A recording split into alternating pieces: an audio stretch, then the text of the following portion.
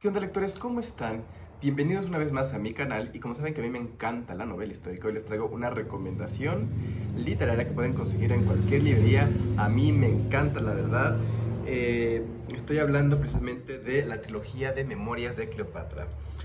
A mí la figura de Cleopatra me encanta, la conocí un poco cuando vi la película de Elizabeth Taylor y a partir de entonces me ha gustado leer mucho sobre este personaje histórico. Creo que es una de las grandes mujeres de la historia. Creo que se ha convertido a lo largo de la literatura, a lo largo de las tergiversaciones en esta una especie de meretriz intelectual que usaba sus encantos para ganar, y estamos dejando a un lado esta parte política, esta parte de inteligencia que finalmente caracterizan su reinado y que la van a llevar a su caída.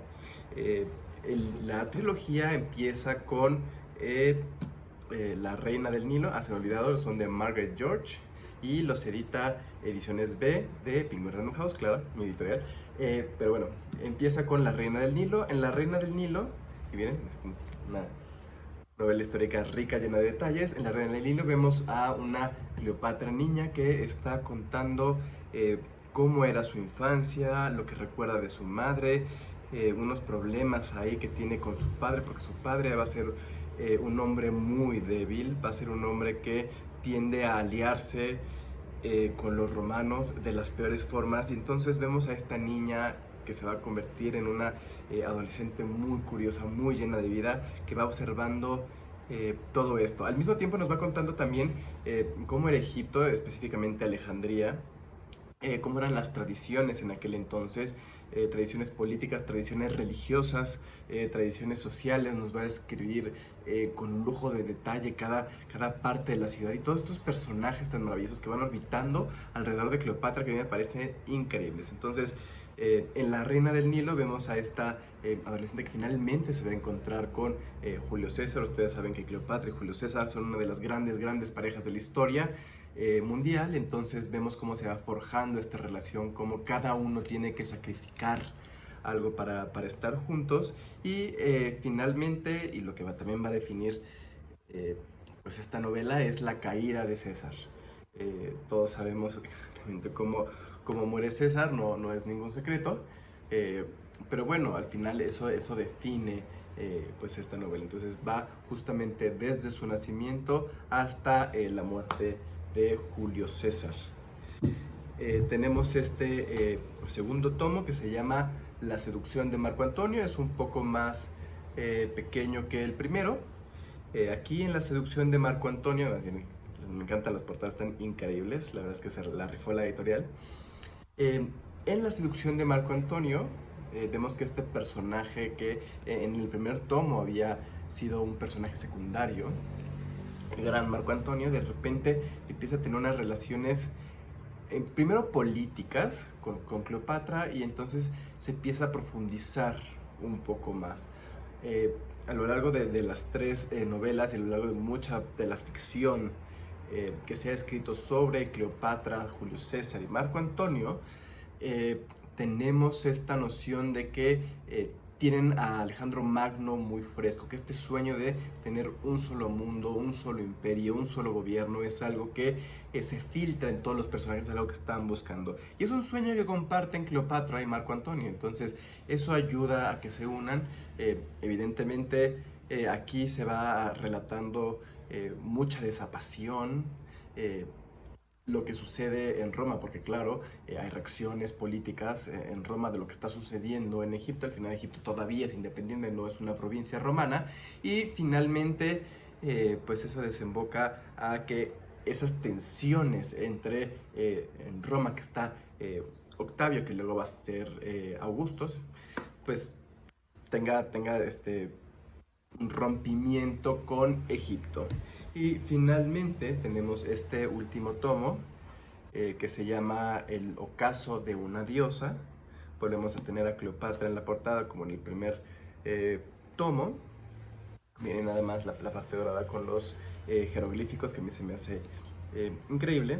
Bueno, en el ocaso de una diosa, entonces ya vemos cómo se resuelven estas tensiones entre entre Roma y Egipto, y finalmente concluye en yo creo que la famosísima escena, una de las escenas también más famosas de la historia mundial, que es pues el suicidio de Cleopatra. Digo, perdón por los spoilers, pero bueno, al final es historia y creo que todos conocemos todo esto. Eh, Quizás uno de los más tristes es este último, porque como cuando tienes una novela biográfica histórica, que además mucho de lo que yo trabajo pues ya empieza con el nacimiento y el auge de este personaje, vemos precisamente cómo se va construyendo a partir de sí mismo, de sus reflexiones personales, pero también de las relaciones que va forjando a lo largo de su vida con otros grandes personajes, y finalmente su caída, que se va a ver justamente en el ocaso de una diosa, y finalmente cómo Egipto pasa a ser una provincia romana. Eh, Cleopatra es la última reina de Egipto, precisamente. Les estoy diciendo que no estoy diciendo absolutamente nada que no sepan, y así es como pues se va contando aquí atrás. Por ejemplo, mucho de lo que trae aquí atrás es parte de la historia que se va contando. Pero lo que hace Margaret George en estos libros es precisamente ahondar en los sentimientos de Cleopatra. No solamente es un personaje que toma decisiones políticas a la ligera, es un personaje que cuestiona mucho, que tiene un entendimiento increíble de historia, de política nacional e internacional. Hay unas explicaciones increíbles de cómo está organizado el mundo conocido. Quizás hubiera sido bueno incluir un mapa, creo que hubiera ayudado, pero bueno, a partir de las descripciones de Cleopatra podemos darnos una idea de qué está pasando en Judea, en Hispania, en Britania, en Roma, en Egipto. Podemos ver cómo ha evolucionado la religión. Hay descripciones muy importantes de ritos, de cómo es la relación de Cleopatra con los sacerdotes, y finalmente cómo eso también va definiendo su propio gobierno.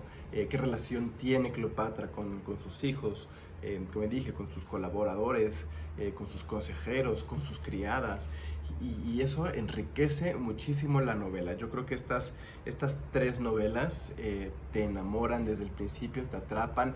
Tiene una forma de narrar que es muy sencilla, es muy amena, y que te va metiendo sin que te des cuenta, y de repente empiezas leyendo sobre... la primera novela empieza con Cleopatra recordando el río Nilo, y cuando te das cuenta ya estás recorriendo con ella uno de sus palacios. Entonces yo creo que es una de esas grandes novelas donde uno puede viajar en el tiempo y realmente sentirse parte de este personaje. Creo que es una novela brutalmente honesta, en el sentido de que este personaje tiene también muchos errores, muchas equivocaciones, a veces no las entiende, a veces las tiene que reconocer. Eh, es una... una novela, bueno, tres novelas, una trilogía donde realmente nos adentramos a esa carnita del antiguo Egipto, y nos ayuda a entender precisamente por qué desaparece esta civilización, y nos da un sentimiento que también creo que es algo que deberían tener esas novelas históricas, un sentimiento de añoranza por esos tiempos perdidos. Entonces, como les digo, son 3 tomos. Aquí están. La reina del Nilo, tenemos la seducción de Marco Antonio, y tenemos el ocaso de una diosa. Les digo que están editados, bueno, son de ediciones B, de Pingüinas Enojadas. Los pueden encontrar en cualquier librería, plataforma digital. Si les gusta la historia de Roma y Egipto, son imperdibles, les van a encantar. Y si ya los leyeron, me encantaría saber qué opinan sobre esta trilogía de Las Memorias de Cleopatra de Margaret George. Pues nada, es todo lo que quería comentarles hoy. Los invito a suscribirse a este canal, a compartir este video, a activar la campanita de notificaciones, a comentar por favor todo lo que quieran, y nos vemos en el próximo video. Muchísimas gracias.